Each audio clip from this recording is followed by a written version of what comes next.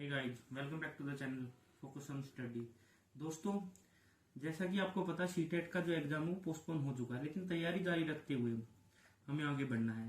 Psychology के introduction की 2 video मेरी ऑलरेडी चैनल पर आ चुकी हैं और उसके क्वेश्चन भी मैंने करा दिए हैं। अब चलते हैं नेक्स्ट चैप्टर मोटिवेशन की तरफ, और इसके बारे में आज हम इस वीडियो में बातें करेंगे। ये बात करते हैं मोटिवेशन के बारे में। जो मोटिवेशन शब्द है उसकी उत्पत्ति कहाँ से हुई है? इसकी उत्पत्ति जो मानी जाती है लैटिन भाषा के मूवरे शब्द से, जिसका अर्थ है गति, यानी कि मूवमेंट। मूवमेंट कार्य करने में हमें कोई भी तीव्रता गति प्रदान की जाती है, ये कहना चाह रही है। इसके बाद बात करते हैं इसकी डेफिनेशन के बारे में।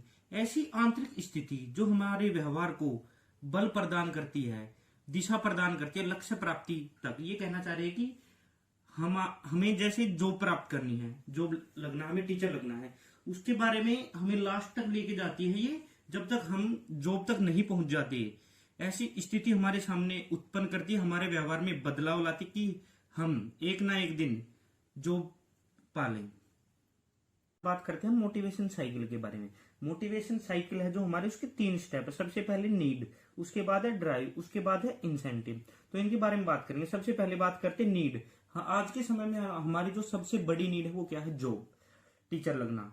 ठीक है दोस्तों, अगर हमारी कोई नीड होगी तो उत्तेजना में भी वृद्धि होगी हमारी, और हम ड्राइव तक पहुंच जाएंगे।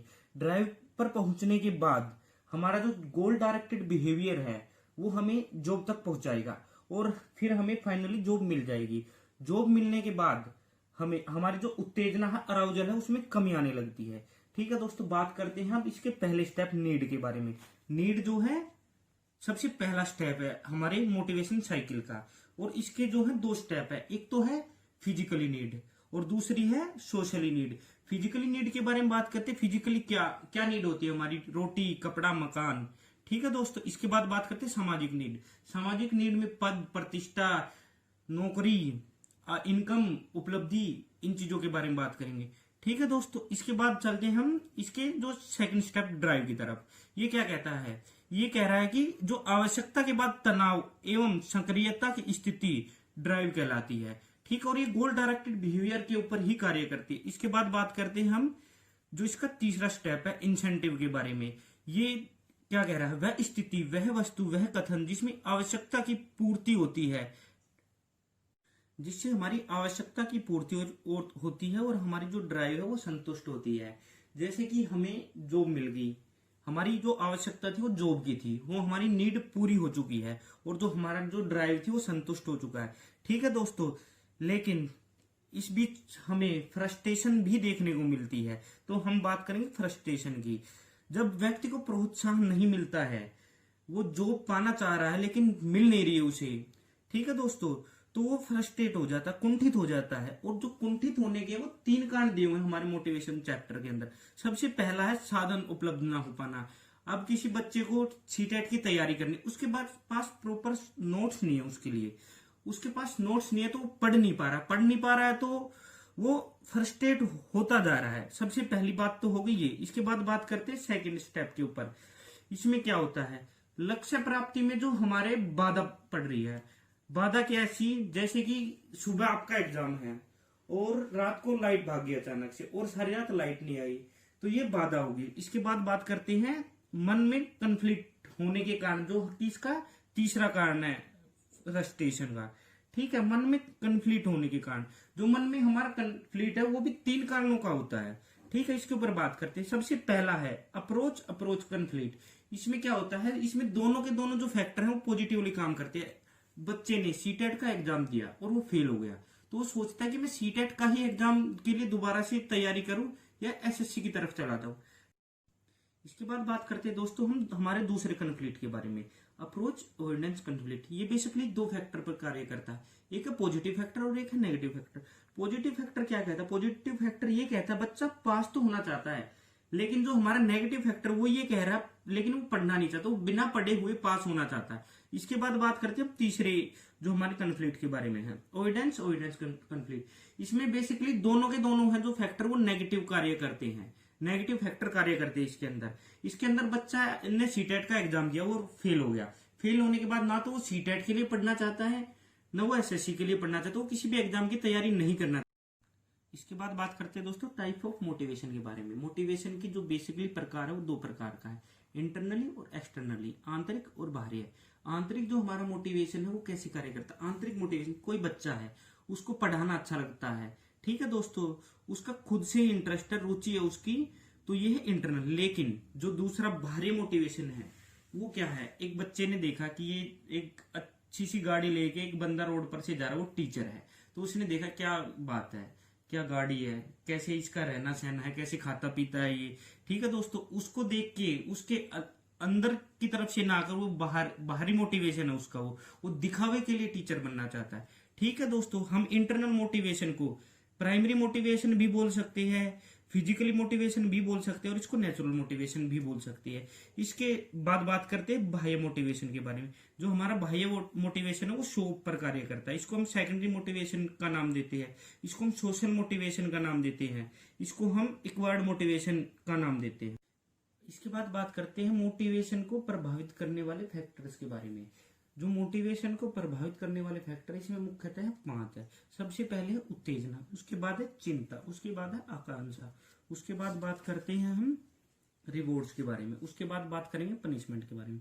तो ठीक है दोस्तों, सबसे पहले बात करेंगे हम उत्तेजना अराउजल के बारे में। जो अराउजल है वो हमारा अभिप्रेरणा का कार्य करेगी। अगर वो एवरेज है, ज्यादा या कम ना हो के वो एवरेज होगी, तभी वो मोटिवेशन का काम करेगी, अन्यथा वो मोटिवेशन का काम नहीं करेगी। इसके बाद बात करते हैं हम चिंता, एंजाइटी के बारे में। ये भी तभी काम करेगी जब ये एवरेज लेवल पर होगी। अगर बच्चा ज्यादा चिंता करने लग गया तो डिप्रेशन का शिकार भी हो सकता है, और बिल्कुल कम करेगा तो वो कुछ भी नहीं कर पाएगा। ठीक है दोस्तों, जो हमारी चिंता और उपलब्धि में है उल्टे यू का संबंध है दोस्तों। ठीक है, ये जो क्वेश्चन है एग्जाम में आया हुआ सीधे सीधे। इसके बाद बात करते हैं एक्सपेक्टेशन, आकांक्षा की। क्षमता के हिसाब से हम उम्मीद कर सकते हैं, किसी बंदे की क्षमता जिस चीज को करने की वो वही कर सकता है। ठीक है, ये हमारी एक्चुअल लेवल पर होनी चाहिए, ये ज्यादा हाई या ज्यादा लो लेवल पर नहीं होनी चाहिए। इसके बाद बात करेंगे हम रिवॉर्ड्स के बारे में। रिवॉर्ड्स हमारे तभी मोटिवेशन का काम करेंगे जब वो कुछ शर्तों के साथ दिए जा रहे हो।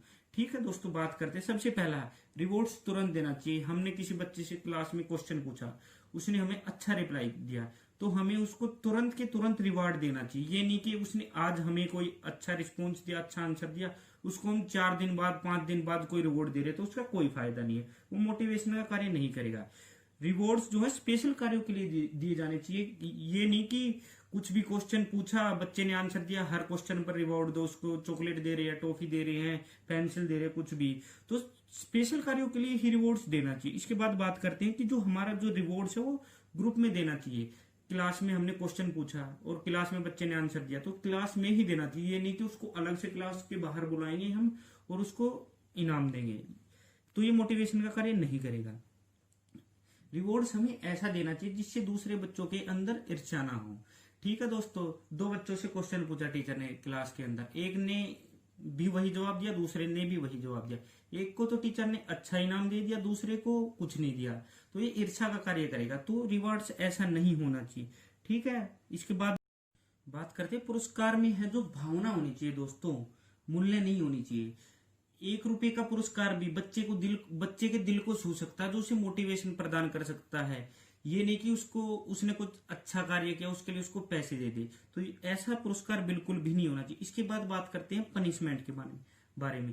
पनिशमेंट, दंड भी अभिप्रेरणा का कार्य करेगा जब उसको कुछ शर्तों के साथ दिया जा रहा हो। सबसे पहले बात करते हैं दंड का जो निर्धारण है वो पहले से ही करना चाहिए टीचर को कि क्या दंड देना है। ठीक है, इसके बाद बात करते हैं दंड है जो हमारा आर्थिक और शारीरिक नहीं होना चाहिए।